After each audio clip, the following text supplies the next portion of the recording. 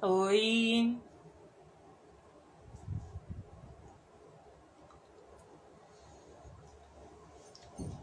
mais um domingo aqui para a gente fazer uma live. Hoje aqui em Porto Alegre foi um dia assim das quatro estações. Choveu, abriu o sol, mas foi um domingo bem legal. Boa tardinha, Ângela. E aí, Ângela?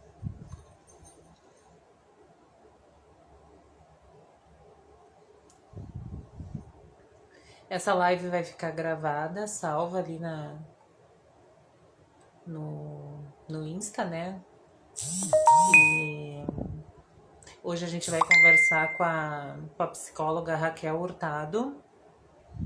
E sempre quando a gente ouve assim falar sobre autoestima, a gente imagina assim uma pessoa, nossa, muito legal, muito top. E só que a gente não se questiona muitas vezes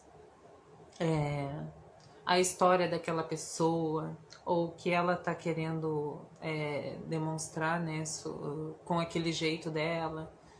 E aí a gente fica tirando as nossas conclusões sobre outras pessoas sem a gente ter a visão sobre nós mesmos.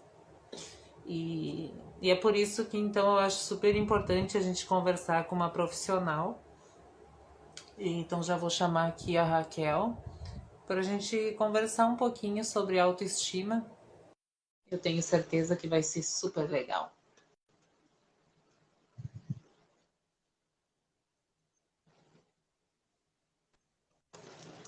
Oi, Oi, Raquel,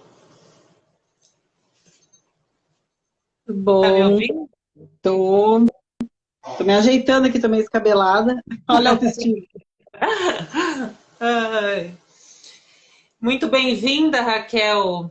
Essas lives de domingo eu tenho feito porque eu acredito que domingo é aquele dia que a gente pode parar e pensar assim: essa semana eu vou fazer algo que eu não fiz, ou eu vou fazer algo de diferente, ou eu vou olhar para dentro de mim, vou ser a minha melhor versão. Então, eu acho que o domingo propõe isso, porque nós temos o hábito de dizer assim: na segunda-feira eu começo, na semana eu faço. Então, eu acho que o domingo é um dia propício para a gente pensar. E é um prazer te receber aqui para a gente discutir sobre saúde mental e hoje sobre autoestima.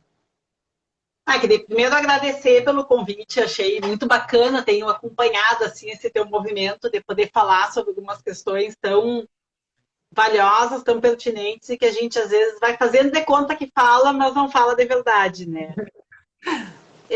De poder pensar de verdade sobre essas questões e realmente, assim, a gente precisa de algum momento da semana, do dia, enfim, da vida, para fazer alguns planejamentos, né? Para projetar algumas coisas, porque a maioria das coisas, pelo menos a grande maioria que eu conheço, demandam alguma dedicação, algum planejamento e alguma disciplina, né? Então, seja para falar da autoestima, seja para falar de doença mental, seja para falar do que a gente está vivendo, desse esse excesso de demanda e de força psíquica que a gente está tendo que ter para vivenciar e para transpor o que a gente está vivendo no mundo, né?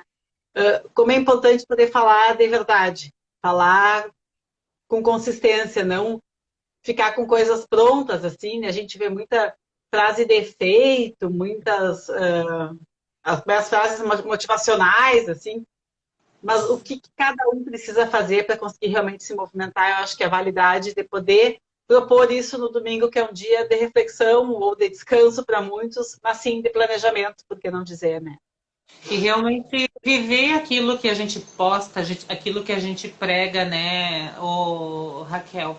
Porque, tipo assim, eu sou uma psicóloga em formação e, e eu acho assim, ó, muito pertinente e muito interessante eu poder ter esse privilégio de dividir esse momento com profissionais que, com certeza, para mim é uma bagagem maravilhosa, porque eu estou tratando todo domingo de diversos assuntos E várias pessoas já me deram feedbacks assim, sabe, de questões que realmente pega no emocional, pega no íntimo. E muitas pessoas dificilmente param para questionarem certas coisas porque dói. Muitas vezes é bom a gente deixar de lado. Só que uma hora a vida vai vir nos cobrar ou nos fazer perceber essas questões. Então, a proposta é justamente essa: é a gente parar, refletir, e todos que assistem as lives, eu acho que poderiam aproveitar até mais, mandar perguntas, participar, porque não deixa de ser uma consulta com um profissional. É um profissional que está aqui se dispondo, né? Então, assim, eu só tenho a agradecer imensamente, sabe? Por, por ti e por todos os outros que estiveram aqui, sabe? Porque para mim é um momento que não tem preço. Porque eu sempre Sim. digo assim, o material a gente trabalha para ter, mas o que a gente aprende, o que a gente adquire para a gente, vai morrer com a gente, né? Não, e se tratando, agora tu falou uma coisa que me fez juntar, veio a ideia assim, pra gente, o profissional da saúde mental, o psicólogo, psicoterapeuta, sobretudo, toda a questão da formação pessoal, da própria análise, né, da própria construção do sujeito, do psicólogo, né, que vai poder fazer essa escuta e que vai também ser esse sujeito que vai levar essa fala, que vai levar esse questionamento e essas respostas, não respostas, mas outros questionamentos, né? É muito valiosa, é muito importante, né? E como a gente precisa pensar nisso como profissionais, né, Sheila, de que a nossa análise pessoal, a nossa terapia pessoal tem que vir em primeiro lugar para que a gente possa realmente levar essa fala não só como uma teoria adquirida, mas como uma vivência, né, como uma verdade que mora dentro da gente, para que isso ganhe corpo, né, para que isso tenha força. Eu acho que é bem valioso, assim. E acho que tu, como estudante, de certa forma, vai fazendo esse movimento, né, ao escutar várias vozes, tu também vai juntando um pouco das tuas vivências e vai fazendo essa costura que diz respeito a essa vivência dessas falas tão importantes, né, sobre autoconhecimento, autoestima, o que a gente está vivendo. Outro dia tu fez uma sobre pais e filhos também, né? A gente está vivendo um momento onde pais e filhos estão se obrigando a conviver mais, né? Tudo tem vários lados, mas talvez algo que fique muito escancarado com essa vivência da pandemia é o quanto que as famílias não estavam convivendo e tinham muita dificuldade com isso. Então, as multitarefas veio meio para esconder um pouco essa dificuldade, né? Raquel, e assim, ó, com o estímulo das redes sociais, as pessoas elas tendem a acharem que sempre a grama do vizinho é mais verde que a delas. Que eu coloquei uma foto linda, maravilhosa, com uma luz esplendorosa, e que eu sou muito mais feliz que a pessoa que está vendo. E, no entanto, muitas vezes, na maioria das vezes, não é assim. E isso derruba a autoestima de muitas pessoas, porque elas acreditam que aquela realidade que é exposta, que é a realidade que as pessoas querem mostrar, é a realidade de felicidade absoluta, e que isso não é verdade. Não é assim. Todos nós temos nossas dores, temos os nossos desejos, nossos anseios, nossas inseguranças, nossas ansiedades, nossas questões para resolver. E principalmente a nossa autoestima, o nosso autovalor. Por isso que eu quis falar hoje sobre autoestima, porque eu acho que é muito pertinente, né, Raquel? Eu acho que sim, eu acho que a vivência das redes sociais, ela trouxe muita informação. Eu acho que é muito bacana que a gente consegue acessar através das redes. A gente essa invenção aí das lives, esse bate-papo à distância para que todo mundo possa escutar, é muito valioso, porque a gente pode ver coisas incríveis, mas também mexe muito, né, com a fragilidade de algumas pessoas no que diz respeito a essa construção da imagem, ao quanto se é querido, né? Então as pessoas, quantos likes tem a minha postagem, né? Tá, mas eu estou postando por quê, afinal? Porque eu quero me comunicar com o mundo ou porque eu quero saber o que os outros acham de mim? Né? Então, o quanto que esse isolamento social e a comunicação através das redes também propõe uma discussão bem interessante de como é que a gente se coloca nos grupos e nas relações. Porque somos seres sociais, a gente precisa das relações para existir, né? Não existe a possibilidade do humano existir sem relações. Então, a gente está vivendo também uma coisa um pouco idealizada, assim, né? Porque o que as redes propõem, né? Que eu mostro só a parte de mim que eu acho mais interessante, né? Tá, eu acho que tá certo. A gente tenta fazer isso normalmente nas relações, mas quando as relações são mais de carne e osso, a gente é mais de verdade, porque as falhas também aparecem, né? E as falhas são necessárias. As faltas são estruturantes também, né? Lá, quando a gente fala da relação mãe-bebê, a mãe precisa faltar desse bebê para que outras coisas aconteçam na vida desse sujeito, né? Informação. Então, faltar, errar, se enganar, quebrar, é parte do que a gente é feito, né? Somos sujeitos faltantes e, e poder lidar com essa questão. Né? O próprio Lacan fala, né, que a gente se apaixona, a gente ama o que falta da gente no outro, né? Então, o amor, na verdade, não vem para completar, ele vem para falar da falta. Então, quando a gente fala de autoestima, a gente fala nessa coisa idealizada, e aí eu acho que a gente tem que começar falando da desidealização, né? Do quanto que a gente tem que desconstruir a imagem de ideal e fazer um reconhecimento, assim. Então, poder se mapear, poder se conhecer é muito importante para ver como é que eu lido com as minhas situações, né? Aqui a Ângela colocou: por quase 3 anos me coloquei de lado num relacionamento triste. Como devo proceder para resgatar minha autoestima? Bom, tem várias coisas, né? A busca pela psicoterapia, que é uma coisa muito mitificada, né? Sheila? As pessoas acham que só busca psicoterapia quando tu tem uma doença mental, quando tu tem uma tragédia, quando tá indo muito mal na escola. E não, né? Eu acho que a gente tem que entender que a psicoterapia é um espaço de autoconhecimento e de... Eu costumo falar muito assim que eu acho que a gente vem para esse espaço de escuta para se escutar, né? Não para escutar o que o terapeuta tem para dizer. A gente vem para se escutar e poder reordenar isso, assim, poder mapear o próprio território, conhecer esse território, esse mundo interno, ligar as luzes, fazer pontes, botar apoios de mão, porque esse território vai ser sempre o mesmo, é o nosso mundo interno. Mas quando eu conheço cada recoveco desse território, eu transito por ele com muito mais fluidez, com muito mais facilidade do que quando eu vou às escuras. Né? Então, a Ângela propõe esse questionamento, assim, de como é que eu reconstruo essa autoestima. Eu penso que poder se escutar mais é bem valioso. E quando eu falo do se escutar, eu falo desse se escutar no espaço terapêutico. Né? De buscar ajuda, de buscar uma ajuda adequada. Não é feio, não é vergonhoso, não é vexaminoso, não tá louca. Né? É a dose de amor próprio que a gente precisa para ir costurando, né, esses furinhos que a gente vai se fazendo ao longo da vida e de poder entender o que tem no sujeito que faz com que as relações sejam parecidas, né? Porque a gente, quando fala de relacionamentos fracassados, e a gente vai fracassar muitas vezes até achar algo que realmente se sustente, a gente repete muitas vezes os mesmos erros, né?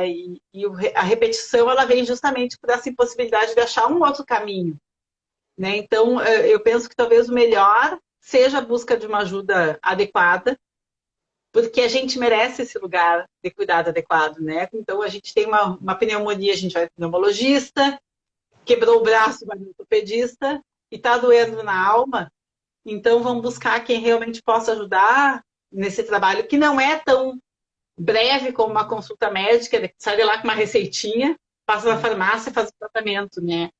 O tratamento psicoterápico é realmente longo, exigente, dispendioso em termos de energia. Financeiramente também não é algo simples, mas eu penso que quando o sujeito se propõe a essa busca, a gente acaba achando caminhos, né? Porque o amor próprio, a autoestima são coisas bem valiosas para a gente cuidar e realmente merecem esse investimento todo, esse cuidado todo.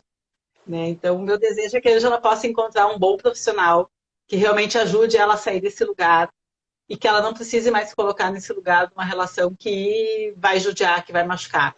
E sim poder construir relações mais sólidas que possam deixar outros registros dentro dela. A Carmen colocou aqui, ó, quando a autoestima é muito elevada, isso é positivo ou negativo na vida de alguém?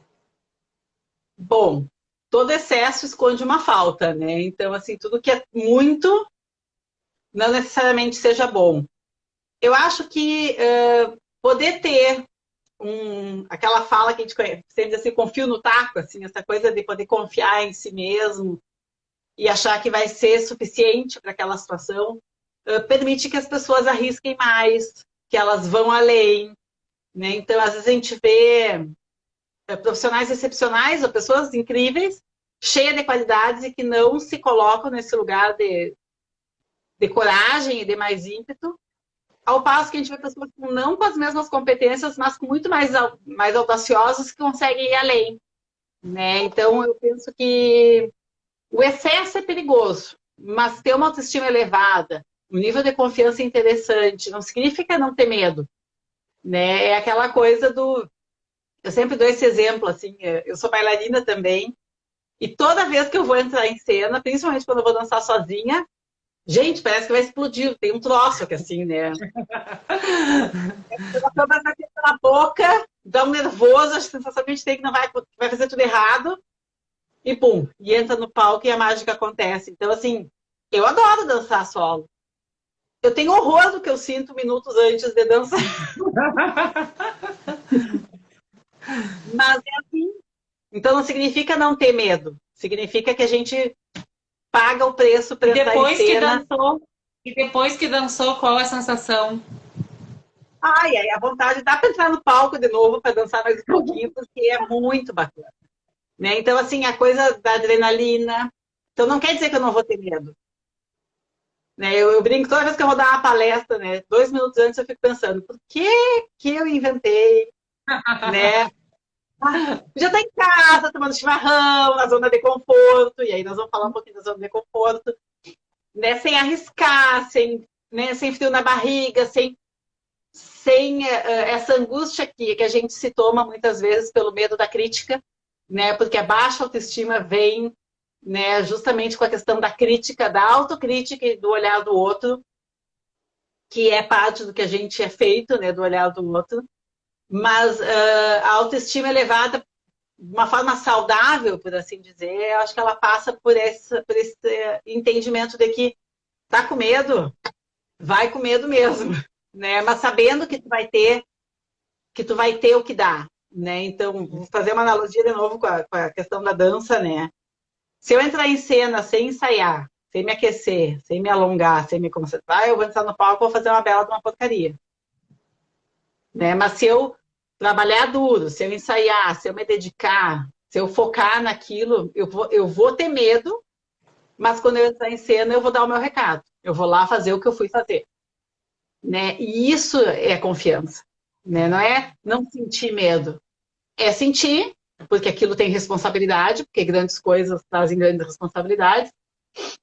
Né? Isso aqui que a gente está fazendo traz responsabilidade, porque a gente está levando um olhar, um entendimento, enfim, então, a gente está propondo uma discussão, mas com responsabilidade, né? É diferente de fazer assim, a la louco, né? Bem, bem diferente. Então, ter autoestima elevada, arrogância é uma coisa que é muito ruim, né? Mas a grande maioria das pessoas, as arrogantes, não é porque elas confiam muito em si, é porque elas estão escondendo algo, né? É um jeito de deixar o outro um pouquinho mais longe, né? Então, nem tudo que reluz é ouro, né?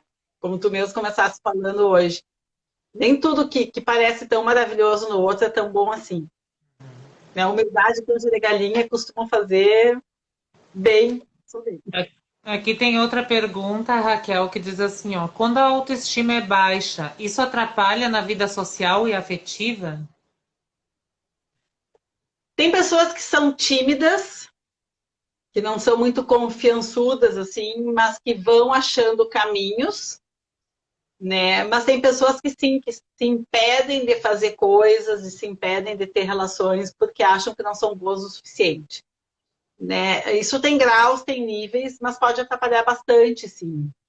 Né? Essa sensação de não merecimento, né? Nas relações abusivas, principalmente, né? Essa coisa do respeito. Né? Por que que algumas pessoas não deixam passar, não chega no capítulo 2, né? Uma relação ruim, e por que que outras pessoas deixam chegar no capítulo 25? Né? Porque são pessoas que aceitam alguns comportamentos e outras que não aceitam, né? Isso tem a ver com esse... eu gosto muito de uma fala quando fala da autoestima, que é esse estima de si, o sentimento de si. Né? Que sentimento eu tenho por mim? Né? O que eu mereço? Né? E, bom, eu mereço o melhor. Eu mereço, no mínimo, respeito. Então, quando as relações são desrespeitosas, esses sujeitos, bom, aqui não vai mais, aqui a gente não continua. Né? Ao Aqui passo a que as pessoas Carmen vão se disse... colocando nesse lugar. É, Fala, querido. acredito que a autoestima está muito ligada ao nosso autoconhecimento, saber do que se tem de positivo e de negativo. Estou certa? Tá? Isso fala muito quando a gente quer fazer relação com que socialmente é muito esperado da questão da beleza, né? A gente até, das questões que tu me mandou, uma delas era essa, assim, por que que a gente confunde autoestima, autoconfiança com beleza, né? A gente tem que poder conhecer as nossas qualidades, né? De novo, a gente falando desse mapeamento do mundo interno, conhecer as nossas deficiências, todos temos, em algum lugar, de alguma maneira, e a gente poder batalhar por esse equilíbrio, né? Porque aquilo que eu tenho mais deficitário, por que que eu não vou correr atrás? Por que que eu não vou buscar um equilíbrio daquilo que me faz falta, né? E ao mesmo tempo poder valorizar o que eu tenho de melhor. Então, acho que poder conhecer o seu mundo interno, conhecer suas habilidades, suas qualidades, saber do que a gente é capaz. Né? Eu me lembro que a gente falava muito na faculdade dos perfis profissionais, assim, e eu me lembro que tinha um professor que ele dizia, tá bem, o cirurgião cardíaco é um cara, né, arrogantão. Só que se ele não acreditar que ele pega o teu coração, tira, arruma, bota de novo para bater, ele não faz. Então, se ele não tiver um ego potente assim, ele não faz o troço.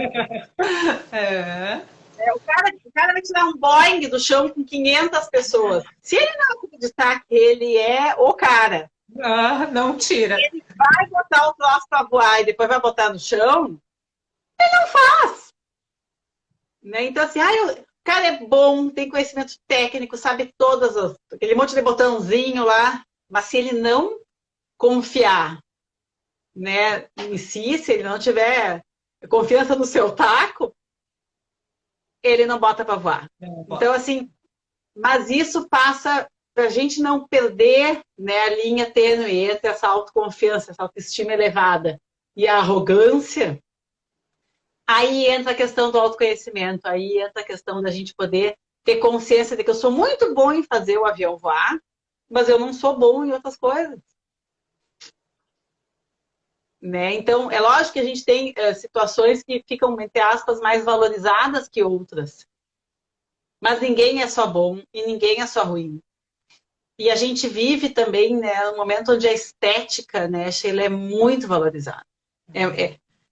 A gente agora está nessa uma discussão interessante que começa a surgir sobre o politicamente correto, o que é ter um corpo, o que é ter um corpo legal, enfim, né, a coisa do visual está muito forte, assim. Até porque hoje a gente tem N intervenções e N possibilidades de se melhorar, sem falar que os filtros do celular são baratos, né? E o corpo... Olha, uma beleza, né? Tem coisas incríveis. Mas mais que tudo, assim, a dificuldade que as pessoas têm de lidar com a castração. Né? Eu vejo que é uma característica dessa geração que está vindo. O não existe, o não pode, o não posso, não tem essa possibilidade. É uma coisa muito complicada hoje. Né? Tem umas frases que são interessantes, tem uma que eu adoro, que assim, depois que inventaram o chocolate que não arde, babou, né?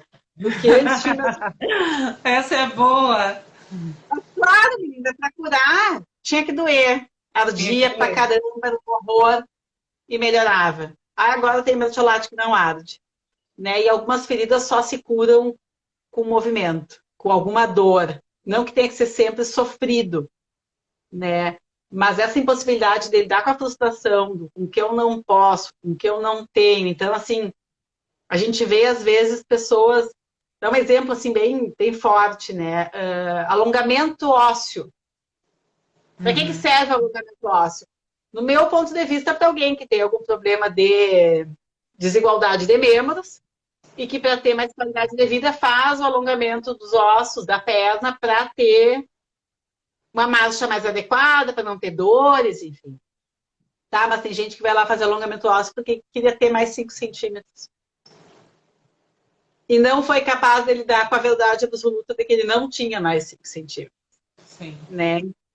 Assim, a gente vê as cirurgias plásticas de forma excessiva. Uma coisa é corrigir um problema, outra coisa é uma busca incessante por algo que não vai existir. Né? A juventude eterna, assim, a gente vê pessoas com uma idade, com uma aparência de outra. Então, assim, por que a gente não pode carregar com a gente as marcas do que a gente é de verdade, né? Então, essa dificuldade, assim, com a frustração, com a castração, eu vejo com muita força nessa geração e que é o que a gente vê nas dificuldades que muitas, e aí eu vou entrar no aspecto assim, que muitas meninas trazem na adolescência, de conflito com o corpo, de que gostariam de ser de um jeito e não conseguem se encontrar com a ideia, o ideal e a imagem real. Um outro registro dessa geração de que as coisas são instantâneas, né? E, por exemplo, para ter um corpo bacana, se tu quer ter um corpo mais malhado, bom, vai ralar, né? Tem um caminho. Vai lá, vai ralar, vamos ver o que dá nesse corpo, né? Não, mas eu quero para ontem. Né? A coisa da internet, eu brinco muito, tu manda um WhatsApp para alguém, se a pessoa não responde, aí liga. Fulano não respondeu o meu WhatsApp. Veja como é que a gente viveu tanto tempo sem esse recurso. Lógico que a gente não tinha esse registro. Mas tem outras formas de viver. Já se fez isso de um outro jeito e dava certo. Sim. O mundo foi construído, né, nessa base. Então, assim, o quanto que isso tudo também mexe com os registros que a gente faz sobre a realidade. Né? E eu acho que tudo que diz respeito à autoestima tem a ver na relação do sujeito com a sua realidade. Né? Com o que ele representa nos grupos que ele frequenta, o que ele representa no seu núcleo familiar também. E aí, se a gente quiser falar da construção da autoestima, a gente vai ter que ir lá nos primórdios do sujeito, né? Desde o seu nascimento. Não que histórias difíceis façam sujeitos frágeis, não é isso. Né? Mas como cada um construiu a sua história, como cada um construiu a sua imagem, vai ser o resultado que cada um vai ter como registro de autoestima, de imagem e de quem se é. Então, também diria que não seria correto uma pessoa determinar o que é bom para uma outra pessoa para elevar a sua autoestima. Porque, no caso, Sim. Cada um sabe da sua autoestima, né? Do seu... Não, sim, não, e o quanto que... Só que para fazer esse registro, né, Sheila, a gente tem que ter uma escuta real. Né? Então, assim, como é que eu descubro qual é o meu melhor jeito de lidar com a minha imagem? Vai ser ouvindo a opinião do outro ou me escutando? E os grupos... Eu também tenho uma dúvida, assim, ó, a autoestima, ela está relacionada como a pessoa se vê dentro e fora, não apenas fora. Sim, é o meu eu do que eu sou no mundo e para os outros. Tem pessoas que podem ter essa visão distorcida do que realmente eu sou. Eu posso achar que eu sou uma coisa que eu não sou. Sim. Principalmente quando tem uma coisa idealizada, né? Quando tem uma idealização de ego, quando tem uma coisa muito projetada, assim, muito fantasiosa. Então, isso tem por toda a rede social. Tem muito. Não, e fora da rede social também, né? Então, assim, o quanto que tem essa idealização. Por exemplo, eu dei o exemplo das meninas com a relação com o corpo, porque a gente vê... tenho visto, assim, no consultório, principalmente, assim, um grande número de meninas deprimidas com um conflito imenso, assim, com o seu corpo, com a sua conduta, tendo condutas, assim, que realmente fazem com que elas se questionem sobre o seu valor, como se fosse um teste, né? Como se fosse um jogo de ensaio e erro.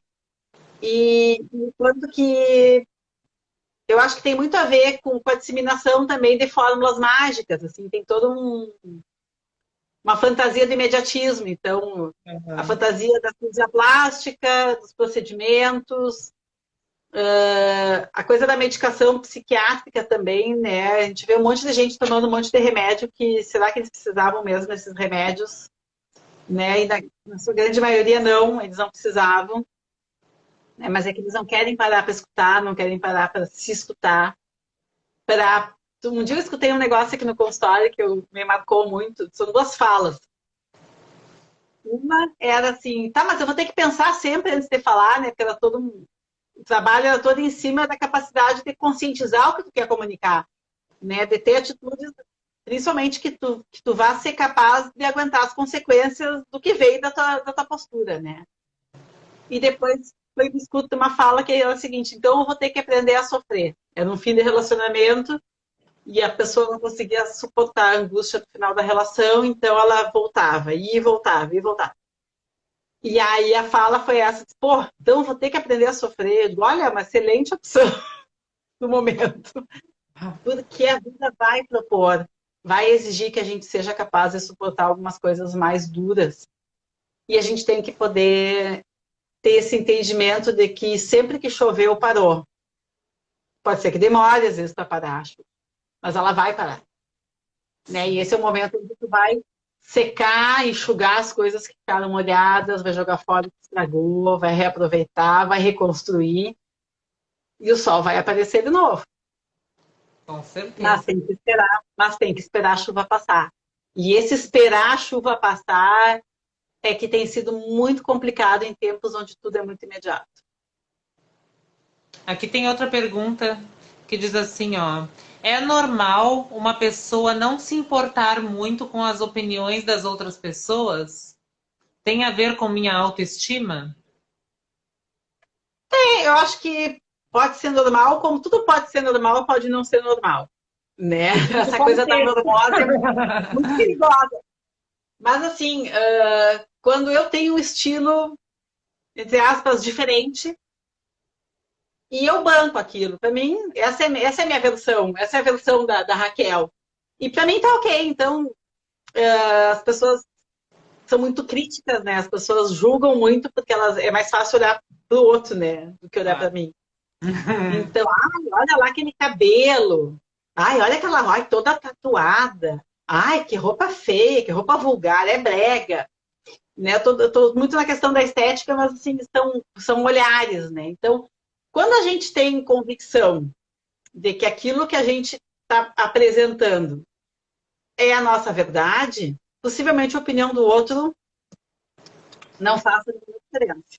Não vai Né? interferir. A roupa não tá legal. E você vai ter, bom, que pena pra ti, eu tô adorando. Né? Eu vou fazer então umas perguntas. Pode falar. Não, eu só queria dizer assim, então, se é uma verdade absoluta para mim, possivelmente eu posso até, dependendo da pessoa, se alguém muito importante, né, posso até me chatear, mas eu não vou mudar a minha verdade. Agora, se o que eu estou mostrando é uma tentativa de agradar o outro e não é uma tradução da minha verdade, possivelmente a crítica do outro seja desastrosa. Sim.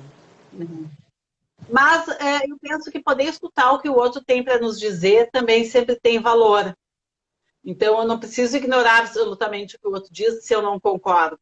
Mas poder escutar a crítica e ver se aquilo ocupa algum lugar na gente pode ser bem valioso, bem interessante também. Então, nem tudo que o outro traz, mesmo que seja fonte de preconceito ou de uma crítica vazia, quer dizer que seja absolutamente vazio, né? Eu acho que ter essa capacidade de escutar e levar de alguma maneira para ver o que eu faço com isso, sem simplesmente rebater, pode ser bem útil, pode ser bem valioso também. Eu vou fazer umas perguntas daquelas que eu te enviei anteriormente para te dar uma olhada, que o pessoal enviou para cá, tá? Então, a grosso modo, o que é autoestima?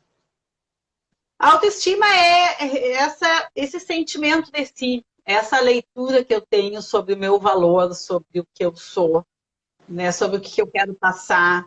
Então, ter propósitos, a gente se conhecer é muito importante. Essa coisa da coragem, do se arriscar, do ir além, né, do ampliar a capacidade de relação também é bem valioso.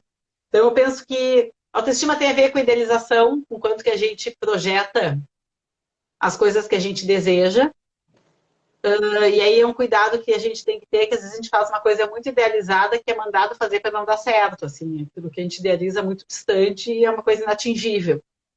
E o quanto que a gente tem que ir buscando essa ampliação em passos que a gente possa dar, né? Se, enquanto eu faço as outras perguntas, se alguém que está assistindo aqui a live quiser entrar junto na live para conversar com a gente, pode enviar o convite que a gente bate um papo, faz umas perguntinhas e é só mandar a solicitação.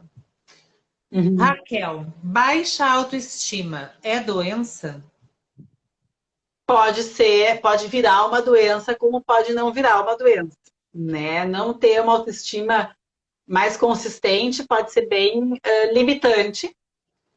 E aí tem a ver com as zonas de conforto também, o quanto que cada um vai querendo expandir isso, né? Tem a ver com a função desejante da gente, o quanto que o desejo, e quando eu falo do desejo, eu não falo de vontades, eu falo de projetos, né? Eu falo disso que nos move pela vida. E isso tem a ver com quem nos desejou, de alguma maneira, né? Não dos sujeitos que nos cuidaram, né, nos primeiros tempos, de como é que a gente foi construído, de como é que a gente foi costurando, né, esse mundo interno, e eu acho que tem a ver com a baixa autoestima. Ela pode ser perigosa quando ela leva o sujeito a um isolamento absoluto, né, uma impossibilidade de comunicação. Ela é perigosa quando coloca o sujeito em relações abusivas, né, onde esse sujeito não consegue se entender merecedor de relações e de situações melhores e vai se permitindo ficar nesse lugar. E aí a gente vê muito aquela síndrome de Estocolmo, assim, né, de que o sujeito começa a achar que realmente ele é responsável por estar naquele lugar, né. Então, a baixa autoestima, ela não necessariamente vai ser patológica, mas ela pode conduzir o sujeito para um entendimento, uma construção de si bastante delicada, né? Que pode levar a uma depressão, pode levar esse sujeito a relações que vão ser perigosas, né? E pode fazer com que esse sujeito fique num espaço de vida, né? Numa zona de conforto muito restrita, impedindo ele de ir além, né? Então isso mexe muito com os objetivos da vida do sujeito, né? E com a frustração também. Oi!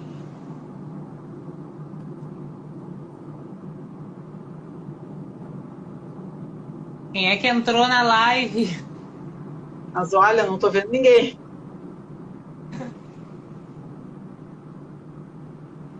Não tá vendo? Eu tô vendo aqui, mas tô vendo um carro. Acho que é uma pessoa que tá dentro de um carro. É que eu não sei se eu consigo ver, só tu ver. É. Pois é, só tá nós duas aqui por enquanto. Ah, então não é então. Eu vou fazer outra pergunta aqui, Raquel, então, ó. Quais são os sinais que demonstram que uma pessoa tem baixa autoestima?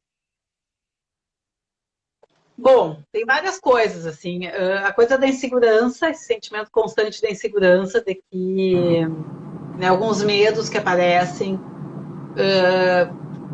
Tem aquela questão clássica, né? Assim, vou sair de casa e a pessoa leva hora e meia trocando de roupa e se mudando, porque o medo de enfrentar o mundo é maior, né? Então precisa de uma armadura muito potente para poder sair para a rua. Né? Esse é um sinal interessante. A gente vê pessoas com dificuldade de fazer novas amizades, novos vínculos, né? Só faz amigos quando alguém faz essa ponte, porque esse é um sujeito que não se propõe. Excesso de desconfiança, né? Aquela coisa desconfiada de que até confiar no outro né? É muito complexo. E aí depois vai para um outro lado, né? Passa a confiar demais, porque aquele sujeito passa a ser quase todo o seu universo. Tem várias outras coisas que a gente pode pensar, né? Mas aquele excesso de timidez, aquele que impede o sujeito de apresentar um trabalho em sala de aula, né? Depois a pessoa vai ter que um dia buscar um emprego. Como é que tu vai lá entregar o currículo de porta em porta, bater e dizer, ei, eu sou a Raquel aqui, né? Quero trabalhar. Né? São essas pessoas que depois, na vida adulta, vão ter impedimentos muito potentes nesse sentido, né? De busca, de vida, de autonomia. Independência, né? Em todos os De sentidos. bancar poder bancar quem se é, né? Essa coisa de que como é que eu sustento quem eu sou, né? Como é que eu banco ser eu com as minhas circunstâncias, com o que eu gosto, com o tipo de música que eu gosto de ouvir, que é diferente do meu amigo. Bom, ele gosta desse, eu gosto dessa, e o que nós vamos fazer? Né? São pessoas que acabam sendo muito influenciáveis, que acabam sendo conduzidas pelos outros, né? Elas não são protagonistas da própria história, são coadjuvantes sempre. E eu acho E que é isso bem... deve doer, né, Raquel? Deve ser muito dolorido isso.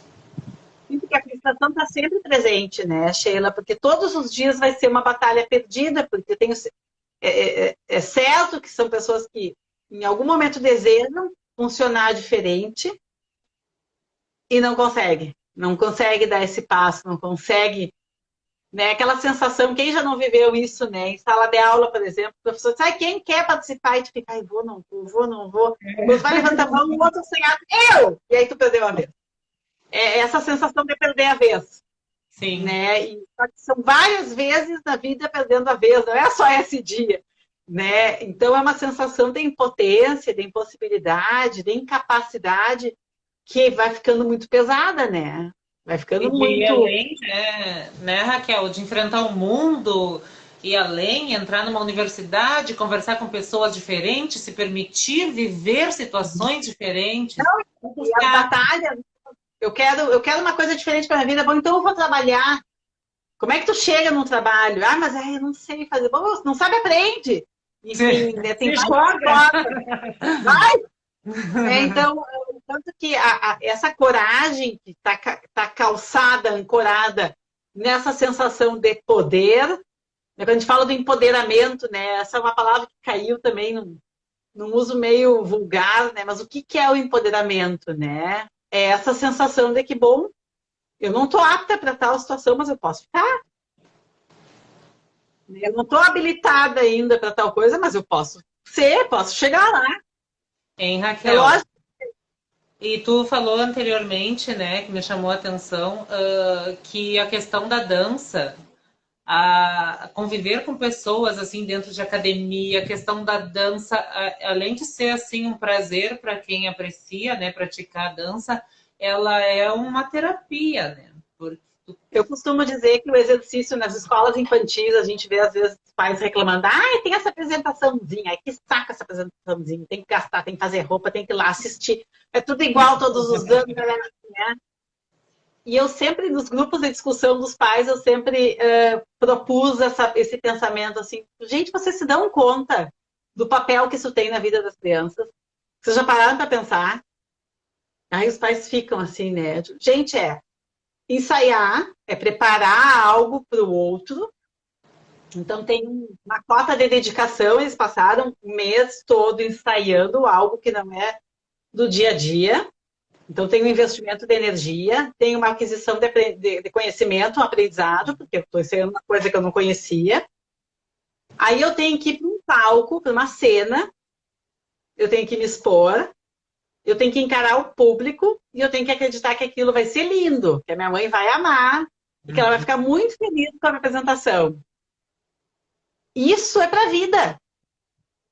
Porque aí essa criancinha de 2, 3 anos vida social. E que aprende a se apresentar, e que vai para a escola de dança, que tem que conviver com uma professora que vai exigir dela mais do que ela sabe naquele momento, mas que ela tem para dar, né? Que também vai ter que ensaiar, vai se dedicar, vai para uma cena, apresentar um trabalho, que é um trabalho que se trabalha o ano inteiro, vai aprender uma coisa nova e vai encarar o público, e vai encarar seus medos, vai encarar sua vergonha.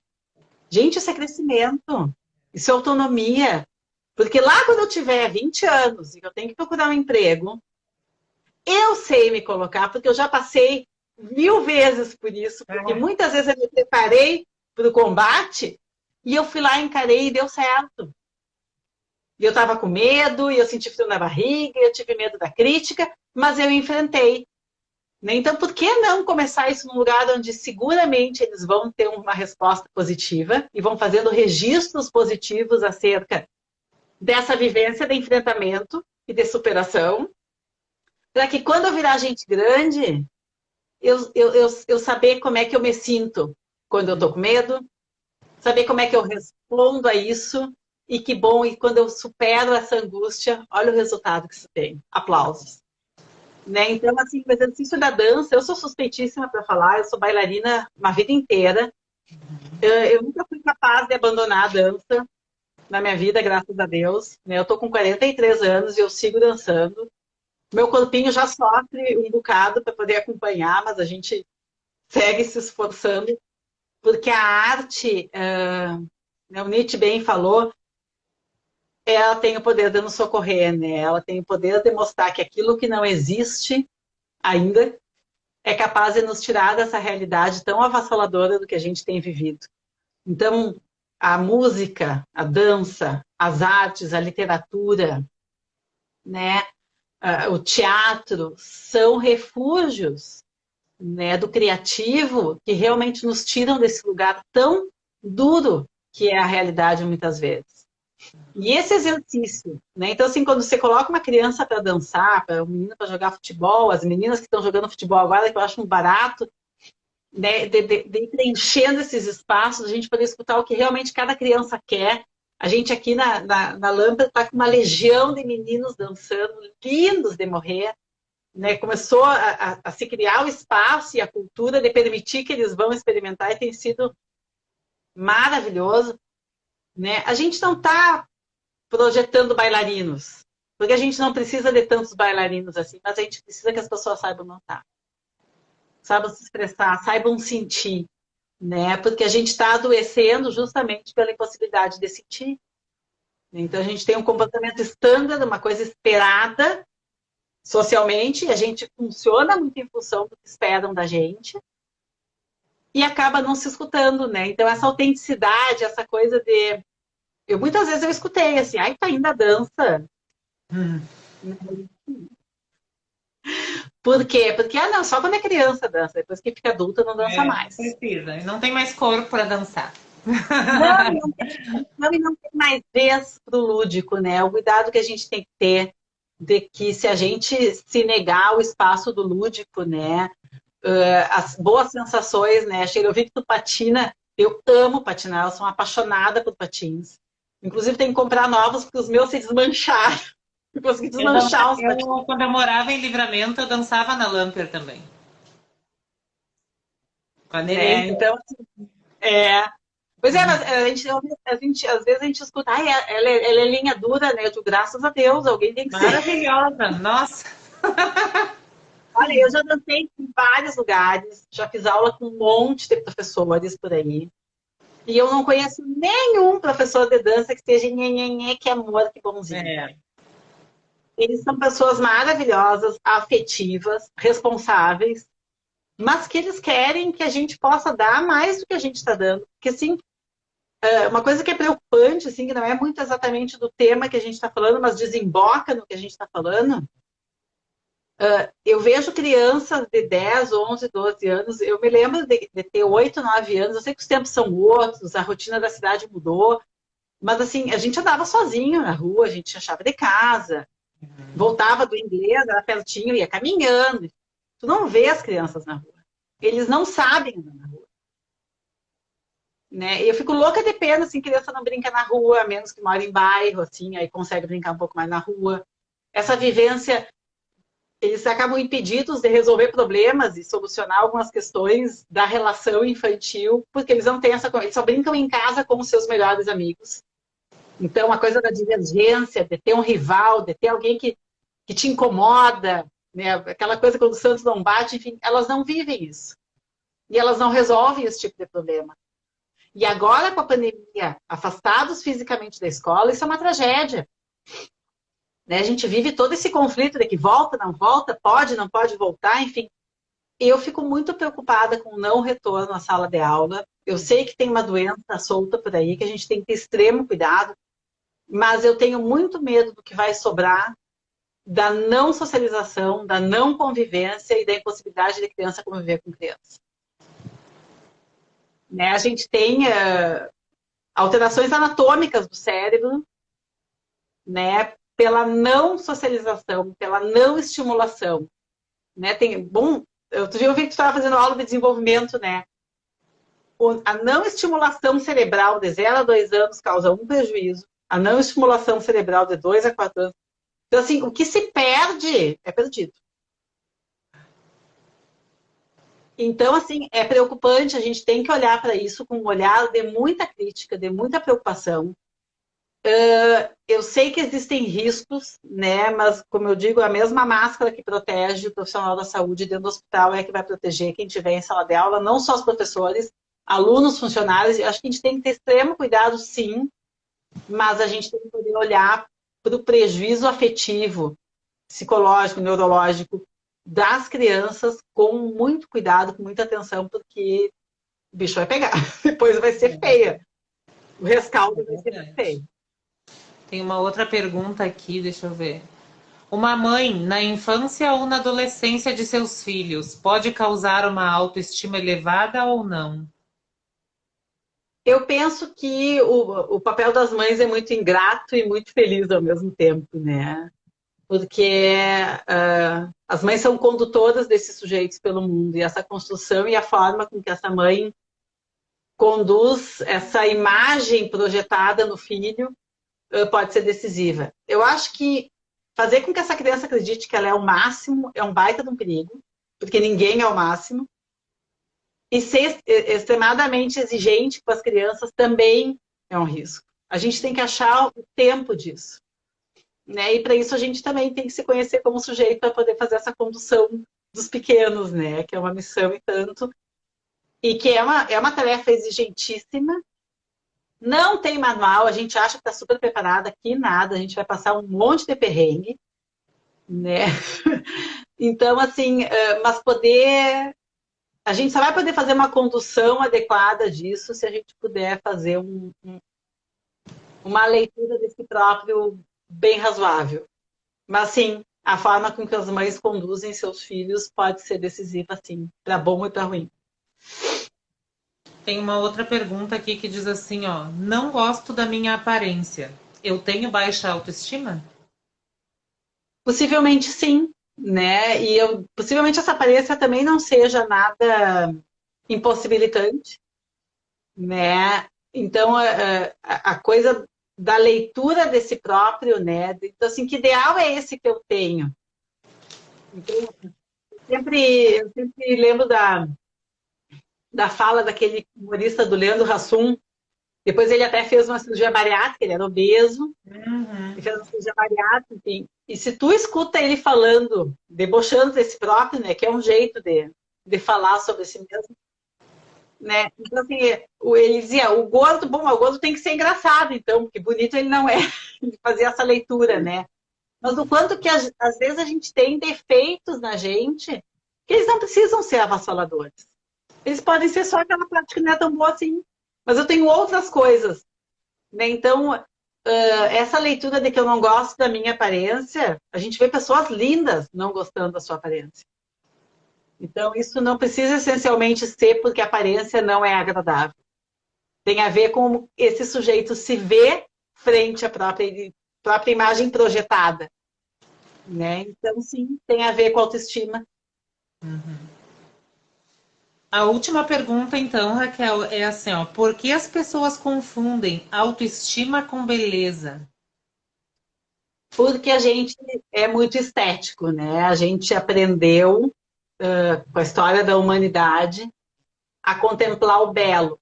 E o belo é algo que nos disseram que era belo. Não necessariamente que seja belo.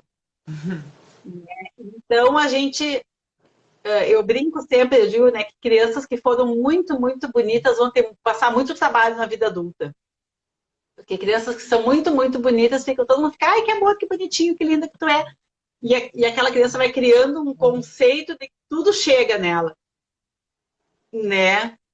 E aí a gente vê depois, quando cresce, né? Aquelas crianças que não eram tão bonitinhas assim na escola são, ó, mais espertas, mais prontas, porque conseguem lidar com a frustração e com o não ideal, né? Então a gente, esteticamente, a gente aprendeu a contemplar o belo e aquilo que nos foi dito que era belo, né? Então a gente vê agora há pouco tempo a discussão no Big Brother do cabelo, Black Power, se usa, se não usa, enfim, toda a gente vê uma galera, né, de pessoas pretas que estão fazendo essa transição para aceitar o próprio cabelo, enfim, porque foi dito em algum momento que aquele cabelo não era belo, né? Então se desmanchou aquela imagem porque não era belo. E a gente tem falado muito, né, como sociedade a respeito disso, e o reconhecimento de que cada um ter o que tem é belo, né? Então tem toda uma revalorização de respeitar o que é de cada um. Então, acho que a gente tem que desconstruir um pouco a ideia do belo para reconstruir, para ampliar isso, né? Para poder também diminuir um pouco essa coisa idealizada de que só os belos têm lugar ao sol. Isso não é verdade. E a gente também poder se olhar, não só esteticamente através do espelho, ou até se inspirando demais na vida de outras pessoas que têm realidades diferentes da nossa, né? E poder desenvolver esse poder de ser quem a gente realmente é. De fazer essa leitura, de poder fazer esse reconhecimento e de que tudo é valioso, né? Então, assim, a gente olha um pôr do sol e contempla aquela beleza, e aí o dia que está chovendo eu fecho a janela. Por que isso, né? Porque a gente também tem uma construção de que o sol é que é bom, a chuva é um saco, dia de chuva é triste. Por quê? É. Então, assim, de poder desconstruir, eu acho que a gente poder desmontar um pouco dos conceitos da gente, para ser mais crítico, para se ler e para reconhecer aquilo que também não é tão bom na gente, porque ninguém é só bom, ninguém é só mal, né? Então a gente fica focando no outro, né, na grama do vizinho, e a minha grama está toda morta lá, eu não aguei, não botei adubo, não fiz nada. Então, assim, o que eu faço todos os dias para me sentir melhor, para ser melhor, que coisas em mim que eu vou ter que morder o beiço, como eu digo, e encarar, né? Então, de que a gente possa ser menos crítico, que a gente possa ser mais responsável e respeitoso com o outro. O outro é ele com as suas circunstâncias, eu sou eu com as minhas. E o quanto que a gente tem que respeitar o espaço do outro, né? A gente tem várias discussões aqui que eu acho que são pertinentes, né, Sheila? A coisa do feminino, eu acho que ela é bem valiosa, né? A coisa do corpo da mulher, que é algo muito mitificado, assim. E a coisa da estética, porque a fulana é gorda, e o gordo não usa a barriga de fora, porque é a barriga dele faz o que ele quiser com a barriga dele. Né? O que pode, do que não pode. E a gente poder respeitar o diferente, assim, o medo que a gente tem que o outro seja diferente de mim e que isso provoque a minha angústia, né? Então tem várias coisas para pensar, mas mais que tudo, a gente falar em autoestima, a gente tem que falar em autoconhecimento, em escuta desse próprio e respeito por si e pelo outro, né? Aí a gente começa a ter um pouquinho mais de mobilidade nessa história. E o convite, né, para que as pessoas possam realmente buscar espaços onde elas possam se ler e se escutar e não se julgar. Com certeza. Eu te agradeço imensamente por tu ter te disponibilizado a vir aqui conversar comigo, Raquel. Foi excelente a tua participação aqui. Eu só tenho a te agradecer. Foi muito bom. Eu agradeço bastante o convite, porque esse é um espaço que eu particularmente gosto muito de usar. Eu acho que é um espaço que permite que as pessoas possam ir, mesmo que timidamente, escutando um pouco mais sobre esses temas. E acho que é um jeito da gente levar a psicologia além dos muros, né? Essa psicologia, a psicanálise, principalmente, essa muros, a gente sair do espaço do consultório e falar disso em outras esferas, porque isso repercute, isso tem efeito na vida da sociedade, do dia a dia, das escolas, das empresas, enfim, as relações, e de poder ter muito presente, né, Sheila, que o inconsciente é algo a ser olhado com muito respeito, com muito carinho, porque se a gente tenta tirar ele de cena, ele vai aparecer cada vez mais. Né? Ele é imperativo, ele é imponente, ele é voluntarioso. Então, se a gente não ligar essa luzinha para tentar enxergar um pouquinho além, nós não vamos ter a possibilidade de conhecer todo esse mundo interno que habita dentro de nós, mas se a gente puder olhar um pouquinho além, a gente tem chance de sofrer menos, tem chance de se conhecer e se usar melhor. Qual é o meu melhor ângulo para foto? Então, eu só tiro foto assim porque assim eu fico mais bonita. Como é que eu cheguei nessa conclusão? É porque eu me experimentei. Então, com o inconsciente é muito parecido. Então, se eu não for lá dar uma vasculhada e uma olhada até para cenas mais feias, eu não vou sair desse lugar. Eu vou continuar refém dessa minha consciência que é bem pequenininha. Então, o meu desejo é que as pessoas que circulam por esses nossos espaços aqui se permitam ir um pouquinho além. Muito obrigada, então. Raquel, a gente com certeza vai se falando em outras lives por aí para tratar de outros assuntos, de outros temas. Para mim é um prazer, é um espaço de crescimento também. Posso te dizer assim, ó, que sempre é um prazer, é um aprendizado enorme, assim, e dizer para as pessoas que estão acompanhando a live agora e que ainda vão acompanhar, né, gravada, porque ela vai ficar ali, é que tudo que a gente aprende, tudo que a gente passa para o outro, que a gente recebe do outro, que a gente se permite, se eterniza dentro de nós. E isso é o que realmente vale na vida. Então, assim, ó, obrigado por tudo, por todos que estiveram aqui, e a Raquel por ter se disponibilizado a vir passar esse conhecimento maravilhoso para a gente aqui. Tá bom, Raquel? Um grande abraço para ti. Tchauzinho. Tchau.